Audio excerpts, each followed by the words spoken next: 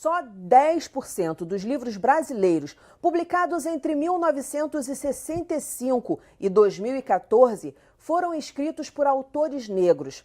Das obras publicadas neste período de 50 anos, 60% dos protagonistas são homens, 80% deles brancos. As informações são de uma pesquisa realizada pela Universidade de Brasília. Hoje nós vamos falar da importância e do papel da literatura no combate ao preconceito racial. Então fique ligado, está no ar o Educação.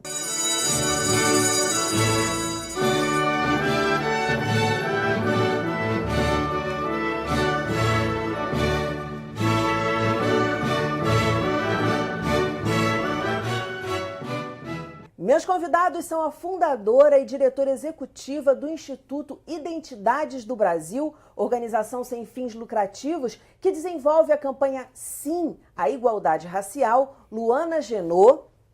O doutor em Comunicação e Cultura pela UFRJ, um dos organizadores da Festa Literária das Periferias, Écio Salles. E a professora de redação no Colégio Ponto de Apoio, Caroline Martins. Muito bem-vindos ao programa. E eu quero começar com uma pergunta que parece ter uma resposta simples, mas eu desconfio que não tenha, não. Eu desconfio arduamente. Por que no país com maioria negra, parda, a gente ainda tem situações de discriminação racial tão fortes? Bom, o autor, né, já que aqui a gente está falando tanto sobre literatura, Abdias Nascimento, vai chamar a população negra, né, que é a maioria no Brasil, como uma maioria oprimida.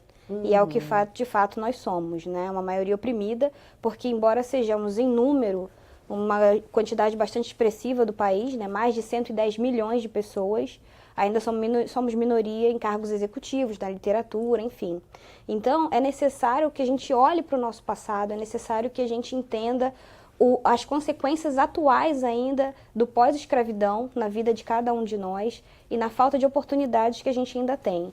Então, entendendo isso, ter também ações afirmativas, por exemplo, na literatura, para fomentar cada vez mais autores negros, é necessário, né? Entendendo que existia um passado cruel, bastante desigual, que impedia com que as pessoas pudessem colocar ali seus lugares de fala, suas escritas, né? Através, enfim, de oralidades e colocar isso na escrita como parte do mercado literário é fundamental, né? Então a gente entender essa desigualdade e colocar isso em pauta agora, propondo ao mercado literário para abraçar também as ações afirmativas, respaldado também pela Lei 10.639. Então a gente precisa fazer a lei valer na prática para termos autores negros de fato.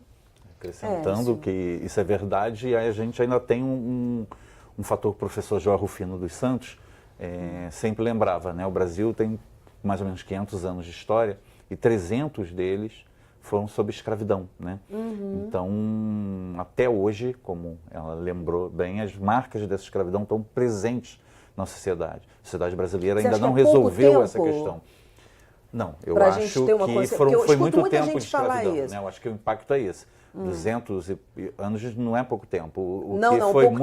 Pouco tempo que eu quero dizer é da abolição para cá, para se criar uma conscientização. Muita gente fala isso. Em tempos históricos, talvez, mas eu acho que não. Eu acho que o que faltou no Brasil, sobretudo, foram políticas públicas, né, como ela lembrou aqui, tem leis, inclusive hoje, né, que vão nesse sentido, mas elas não conseguem ser aplicadas de maneira conveniente, adequada, por algumas razões. Uma delas é essa: a memória da escravidão é muito forte ainda no país, né? O professor João Rufino sempre lembra esse fato, e também porque durante muito tempo, né, e até hoje, o senso comum no Brasil, né, o que a gente poderia chamar de umas certas elites brasileiras, embora seja muito racista, não se percebe como tal.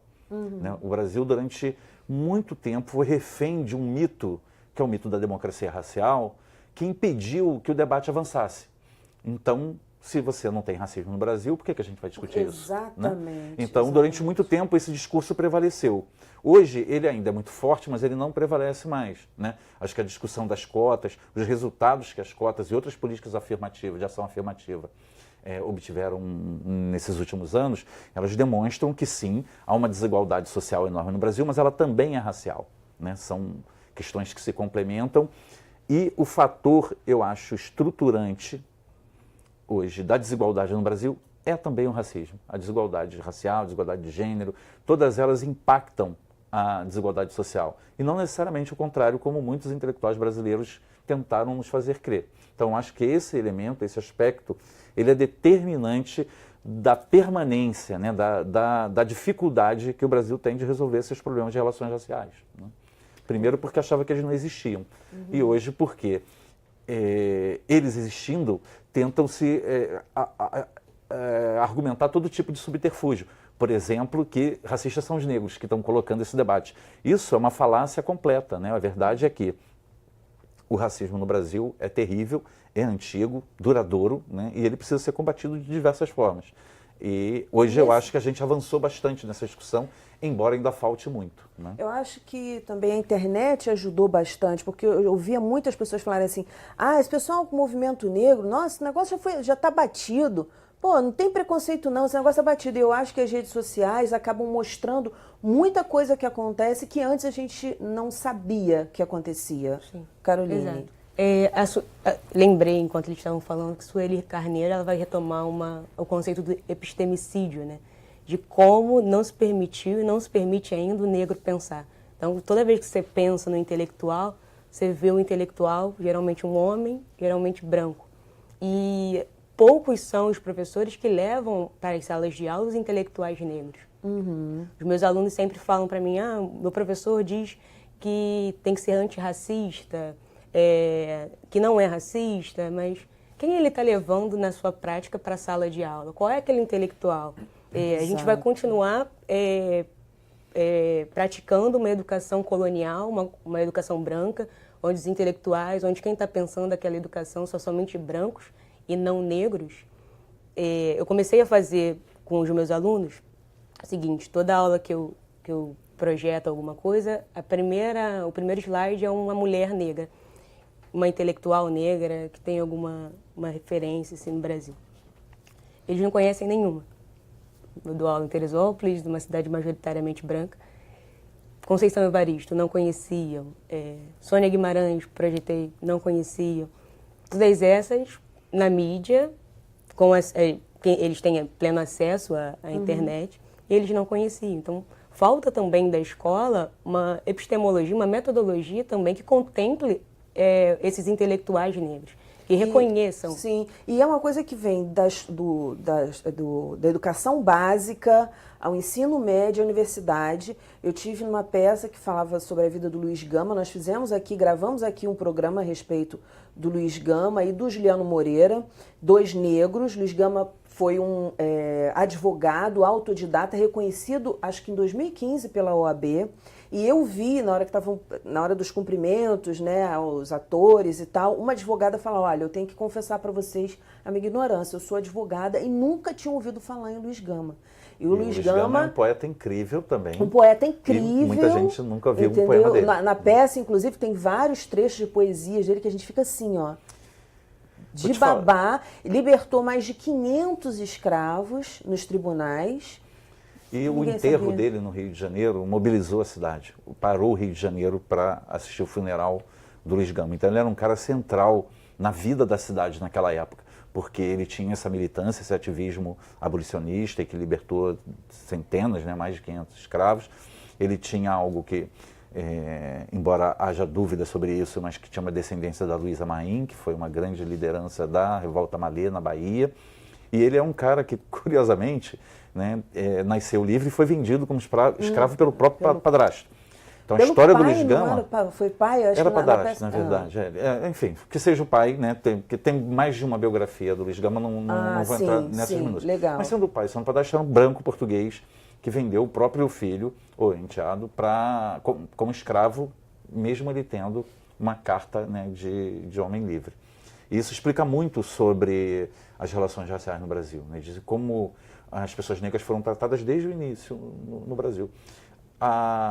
Existe uma mulher negra que quase ninguém conhece, e essa é uma das razões de a AFLU homenageá-la esse ano, né, o nosso festival literário, que é a Maria Firmina dos Reis, que foi uma mulher negra que no século XIX escreveu um romance extraordinário chamado Úrsula, que tinha algumas qualidades que deveriam ter sido consideradas pelo cânone brasileiro, mesmo que não quisesse incluir a literatura dela, né, que seria preconceituoso, mas seria menos danoso do que ignorar completamente uma mulher que escreveu um romance no século XIX, sendo negra, né, em plena escravidão.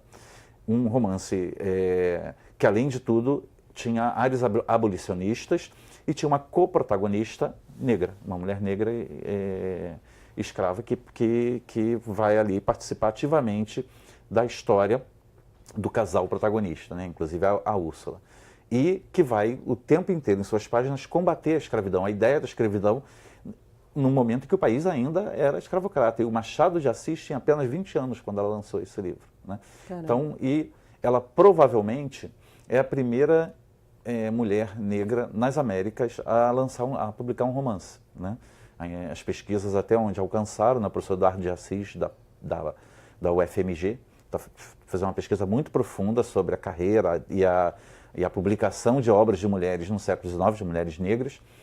E até onde ele chegou, ela foi a primeira mulher negra a publicar um romance nas Américas e provavelmente a primeira no Brasil, né? A primeira mulher negra a publicar um romance. Um outro aspecto importante nessa discussão é o fato da gente hoje conseguir debater mais o enegrecer das referências, né? Porque talvez muitas referências, apesar de acessíveis, né, quando a gente pensa nos alunos, para muitos, por exemplo, quando você pensa em Machado de Assis, a primeira referência que que te vem à cabeça de um Machado de Assis e que justamente foi reproduzida em alguns comerciais e até em livros, é de um Machado de Assis branco. Sim. Né? Então, hoje, poder enegrecer as referências, entender que Nilo Peçanha era um homem pardo, poder entender Teixeira e Souza, Carolina de Jesus, Teodoro Sampaio, os irmãos Rebouças, Lima Barreto, como figuras negras importantes da nossa história, é importante, né? Porque aí você começa a referenciar,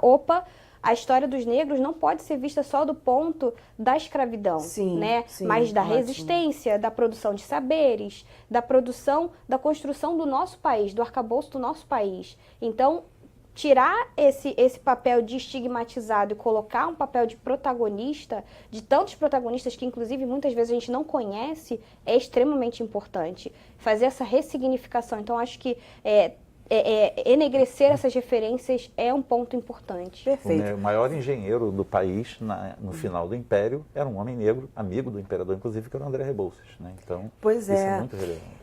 Uma coisa que você falou, Luana, no início da entrevista, você falou assim, lugar de fala. E eu queria que a gente discutisse um pouco sobre isso. Porque quando a gente fala, autor negro, então isso aí é preconceito. Eu já ouvi coisas do tipo, eu vi um cara com uma camisa escrita 100% negro. Se eu puser 100% branco, eu vou ser achincalhado na rua. Quer dizer, as pessoas, às vezes é difícil entender algumas coisas. E eu queria falar do lugar de fala, porque a gente começa o programa falando do combate ao preconceito racial através da literatura. A gente começa falando do número pequeno de negros que escrevem, porque depois fala, nossa, tanto livro sobre negro, mas fala da importância de ter autores negros e desse lugar de fala. Eu queria que vocês começassem falando disso. Não dá para discutir lugar de fala sem discutir as relações de poder, né? Entendendo que quando você pega as referências de um mercado literário, né, a gente tem livros sobre a mesa, e aí você vê que 90% desses livros são de autores negros, de autores brancos, de autores muitas vezes estrangeiros, e a gente começa a entender que eles estão falando de referências. Vou dar um exemplo muito clássico do que eu discuto com algumas crianças, já discuti em rodas de conversa. Quando você lê uma história, por exemplo, do Papai Noel, né? Você lê uma história de uma história que tem neve, você vê um homem branco que traz presentes do Natal, que neva, enfim. E quando você retrata isso para uma cultura carioca, numa favela, quem é esse Papai Noel, né? Onde está essa neve? Então, isso é uma forma de você tangibilizar esse lugar de fala, digo isso para os pequenos, né? Você não vai conseguir criar uma referência ali, porque quem está escrevendo aquilo está vivendo aquilo, né? É uma pessoa que está vivendo num lugar frio, que tem um Natal onde tem neve, etc, etc. Então, isso só para poder exemplificar. Mas a questão do lugar de fala, ela vem justamente quando a gente entende as relações de poder e vê que a maioria dos autores que a gente tem acesso não nos corresponde, né? Não está falando de um lugar do qual eu falo, né? Eu sou uma mulher negra, brasileira, então eu tenho experiências e vivências e contextos para compartilhar e olhares que vão, de fato, me dar uma escrita e uma forma de observar o mundo que é muito particular a minha e as pessoas que se parecem comigo. E quando eu leio a referência nos livros, eu não encontro essa referência, eu não acho representatividade. Por mais que seja um branco ou uma branca escrevendo como se fosse uma protagonista negra. Exato, mas é mais que isso. Eu não consigo, muitas vezes, me colocar ali e me enxergar ali. Sim, identidade, né? É uma questão identitária mesmo. Obviamente, a gente está falando de literatura, a gente está falando de ficções, etc. e tal, mas o lugar de fala, ele coloca algo muito simbólico na literatura, que é o fato de você encontrar referências, ainda que micro-referências, e conseguir se enxergar nessas referências. Seja um cenário dado, como eu falei, por exemplo, o do Papai Noel com a neve, etc. e tal, seja de uma temática, né? Quando eu vejo, por exemplo, Angela Davis falando nos Estados Unidos sobre a relação da mulher, né? Da mulher negra, do recorte do feminismo negro, eu consigo me reportar isso porque eu vivo isso aqui no Brasil. Então, são referências que ela escreve como uma mulher negra, que eu também consigo me identificar, né? Não que eu não consiga ler um livro de um homem branco, mas existem algumas questões e algumas referências que vão ser importantes para a minha construção identitária como mulher negra, que eu só vou encontrar dentro dessa literatura, porque nós temos lugares de fala como mulheres negras semelhantes. Então, respeitar esse lugar de fala é importante, né? Silvio. Então, eu começo por mim, respeitando esse lugar de fala delas. Eu acho que elas têm muito mais a dizer sobre isso do que eu. Eu só acrescentaria o seguinte, eu acho que isso tudo que ela falou é real e as pessoas às vezes confundem muito, como se só os negros pudessem falar de negritude. Não se trata bem disso. A questão é que ninguém é capaz de entender a dor alheia. Você pode entender vários aspectos da vida dos outros, mas a dor não. A dor é particular de cada um, né?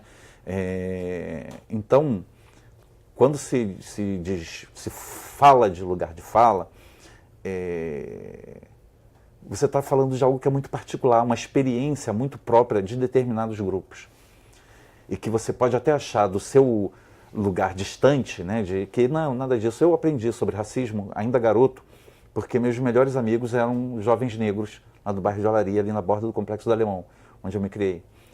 E eu saía com eles para a noite e era inacreditável como todas as vezes que nós éramos parados pela polícia, e nós éramos muito parados naquela época, a polícia era muito hostil com eles e revistava todos eles de alto a baixo e não colocava a mão em mim.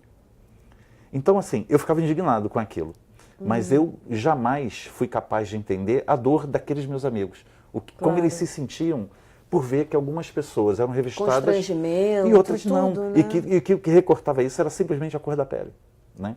Então, acho que lugar de fala tem a ver. Eu poderia falar disso e protestar contra isso, mas eu não conseguirei jamais expressar a dor que eles passavam ali, né? Eu acho que essa é a questão do lugar de fala, né? Tem coisas que... por outro lado, né, é muito importante que eu não ache que eu possa, embora eu seja solidário, embora eu pesquise o tema, embora eu tenha muitos anos nesse contexto, né, mas eu não posso achar que eu deva falar, porque sou mais isso ou mais aquilo, que eu deva falar pelos outros, que eu devo falar pelas mulheres negras ou pelos gays, sem ser. Exatamente. Entendeu? Eu posso, claro, tematizar, eu posso contar uma história de negros, mas eu não posso falar por aquelas pessoas, eu posso falar por mim, pela minha experiência diante desse mundo diverso. Agora, eu não posso falar por ela ou por ela. E esse até é o lugar porque elas de não fala. são coisas, elas delas, têm, né, o que Paulo Freire falava, de coisificar as pessoas. E a gente, muitas vezes, desqualifica o discurso alheio. Uma das piores invenções do racismo brasileiro é o tal do mimimi. Porque quem fala de mimimi na questão racial, no futebol é engraçado, mas na vida real, aqui nas relações, é não entender que coisas que parecem bobagem para uns, porque nunca viveram aquilo, porque tem uma vida cercada de privilégios, é muito importante para outra, que nunca teve acesso aos mínimos direitos. Né? E no caso, por exemplo, o jovem negro morador de favela do Brasil, nem direito à vida é garantido. Né? Então não tem como você avaliar isso. Por isso que essa questão do lugar de fala tem a sua importância, e porque ela garante, ela delimita um certo respeito a algumas questões. Assim como o politicamente correto, que é, né, é tão criticado, mas, por outro lado, ele garantiu que algumas questões que são profundamente desrespeitosas não acontecessem mais. Né? Uma coisa que eu vi que está desaparecendo, pelo menos do meu entorno, são piadas racistas, né? Que eram comuns quando era criança. Eu li e hoje ninguém mais eu li uma vez tem coragem de no Face. contar. Por quê? Porque entendeu que Exato. isso não ou, é... ou porque tem medo das Que outras, seja, né? que Porque seja. eu já vi rede social é um grande estudo, né, da humanidade ali, sociológico, antropológico. E gente escrevendo assim, porque se os trapalhões desistissem, né, e tal, o Mussum não poderia fazer várias O próprio piadas. Renato Aragão reconheceu Eu falei que assim, os gente, trapalhões não seriam possíveis hoje. mas né, uma naquele questão de formato. amadurecimento da sociedade. Não é porque antes era para aquele contexto, a sociedade não tinha isso. Agora, hoje que a gente tem, quando você perde a inocência, não há mais como voltar. Né? Então, a gente tem essa consciência já hoje, então não é possível mesmo. Aí tem gente que compara, mas por que chama loura burra? Gente, mas você não quer comparar a história disso aí, dessa frase, a loura burra, com toda a história dos Isso negros. é preciso só, que eu Como acho que você importante compara? desfazer. São comparações que eu vejo, né, nas redes sociais, muitas vezes, que as pessoas não têm a menor noção do que elas estão, clareza do que elas estão falando. De novo, né, mesmo. são relações de poder, né? Porque por isso que a gente, né, em termos das relações étnico-raciais, não consegue validar o conceito racismo reverso. Por quê? Porque o racismo se pauta numa relação de poder, do branco sobre o negro, né? Entendendo os 500 anos de história desse país, onde mais de 300 anos a gente sobreviveu aí com a escravidão, né, no contexto da escravidão. Então a gente precisa entender que durante todo esse período referências brancas estavam acima das referências negras, o negro era inferiorizado e tudo isso. E aí quando você pega hoje um caso onde de fato você tem o grupo que é mais oprimido se dirigindo ao grupo que é considerado opressor de uma forma preconceituosa, você tem aí de fato uma situação de preconceito, que é uma resposta a uma relação de poder. Né? Então você tem um negro que perde a vida, que tem oportunidades negadas no mercado de trabalho, versus uma pessoa que sofre um preconceito, mas que na conjuntura total da vida, se você for comparar, não perde oportunidades. Tem por exemplo, não perde comparação. oportunidades de maneira geral de emprego ou coloca a própria vida em risco por ser uma pessoa branca, por exemplo. E historicamente também. Esse Carolina, quer falar? entendimento que Luana falou, acho que passa muito pela questão da memória, né? A gente demora a construir memória. A gente não tem uma memória e também perpassando pelo lugar de fala. O negro tem lugar de fala. O branco também tem lugar de fala, que é a coisa mais identitária do que branco falando, branco sempre falando, enfim. Mas a gente não consegue construir esse tipo de memória a partir do momento que eu tenho esse tipo de indagação. Mas eu posso chamar a loura, burra, e não consigo entender como a ideia do poder perpassa essas relações. Né? O branco sempre pôde falar. Não é que o negro está falando agora, o branco sempre pôde falar. Não é? Nós sempre tivemos voz, mas nunca foi legitimada. Então tem um processo muito grande que eu acho que hoje em dia a gente tem falas, tanto que eu e Luana a gente foi convidada, né, para participar do programa. E isso precisa ser legitimado e cada vez mais intensificado na sociedade, em busca da criação dessa memória. Né, agora, que Caroline, nos foi apagada. E eu acho que você como professora, que a gente está com um pouquinho tempo de programa, mas eu preciso falar. Quer dizer, a gente trabalhar isso também historicamente, em termos até de disciplina, como vocês já falaram, com as nossas crianças, com os nossos adolescentes, para que eles se formem, porque eu também já ouvi, eu sempre estou muito ligada, por conta da profissão também.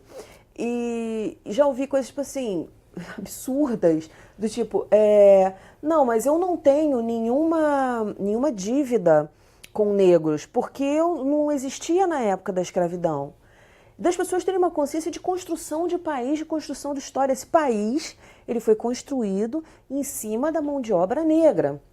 Se hoje a gente tem o que a gente tem, só foi possível porque isso teve um início e foi lá, e foi com eles, mais de 300 anos. Então, assim, as pessoas não têm consciência, elas acham que elas nasceram e aí o mundo se criou com varinhas de condão e tá tudo aí de repente, entendeu? Então, não sei, eu escuto cada coisa, eu gosto de ouvir vocês falarem, quero ouvir vocês falarem. E agora, para finalizar o programa, eu acho muito importante a gente dar umas dicas. Dicas de educação em sala de aula, em casa, dicas de livros, de literatura negra para as nossas crianças, para que a gente possa criar essa memória lúcida a respeito desse tema. Acho que a primeira coisa que, enquanto professora, né, eu gostaria muito que meus amigos também de sala fizessem é rever a bibliografia. Sair um pouco desse pensamento colonizado, onde quem está falando é só o branco, onde quem fala é o branco falando sempre do negro, e sempre essa história, os negros foram escravizados e paramos aí, não temos intelectuais negros, não temos pesquisadores, escritores, editores negros. Isso é muito difícil você ter isso dentro da escola. A gente continua pensando com base no pensamento branco e epistemicida mesmo, que não permite com que o intelectual negro seja legitimado, seja ele artista no geral, seja ele escritor. Então, o pensamento dessa bibliografia, em qual disciplina for, é muito importante. Tem alguma dica de leitura? Porque a gente está falando no programa sobre literatura, porque o que ela falou, para ela é uma identificação, para a gente é uma experiência de descoberta, de empatia, de saber o que é para o outro a vida dele, como ele vê o mundo. Então, você tem alguma dica de literatura? É o livro, acho que o mais incrível da Conceição Evaristo, que é Becos da Memória. E tem faixa etária? O que você indica? Para quantos anos? Ou não tem? Porque o Zeraldo diz que não existe isso. Eu não sei. Eu acho também tenho, que acho que qualquer para qualquer idade, Becos da Memória. Écio. Eu recomendaria o livro da Liana Alves Cruz, O Crime do Castro Valongo, porque tem uma protagonista negra escravizada e um protagonista homem mestiço, no Rio de Janeiro, ali do século XVIII, numa região efervescente. Se passa aqui no centro. Aqui no centro, né? No Castro Valongo foi o maior porto escravagista da história, é onde vai acontecer, inclusive, a FLUP, a Festa Literária das Periferias, não vão fazer lá, por conta muito desse contexto, né? Do Castro Valongo. E é uma história incrível, vibrante, que conta um outro Rio de Janeiro, é uma história de um outro Rio de Janeiro. Acho muito importante que as pessoas possam ler, acessar essa história também, não a história que prevaleceu, a história dos vencedores, como diria o Walter Benjamin. Exatamente, que o Alpatino fala no Advogado do Diabo, né? Quem é que está contando a história? Então é mais ou menos por aí. Luana. Bom, eu sugiro O Que é Lugar de Fala, da Djamila Ribeiro, e também sugiro Mulheres, Raça e Classe, da Angela Davis, que é um panorama que permeia aí a discussão sobre feminismo negro, né? Essa questão também da gente conseguir fazer recortes, né? Quando a gente está falando sobre gênero, né? De quais mulheres a gente está falando, né? De que pontos de vistas a gente está falando. Então, eu considero esse recorte importante. Também indicaria Um Defeito de Cor e, enfim, acho que todos os outros mencionados e uma série de outros, mas acho que posso me restringir a esses mesmo. Muito obrigada pelas dicas, quer dizer, vamos procurar, né? Vamos nos informar para a gente poder não falar do lugar de fala, mas falar do lugar de quem leu, de quem está procurando informação, de quem está se humanizando. Parabéns pelo trabalho, sucesso. Obrigada. O nosso programa fica por aqui, mas na segunda-feira tem mais, às 9h da noite. Educação, se você não se envolver, não rola. Dias felizes, paz do eu e até lá!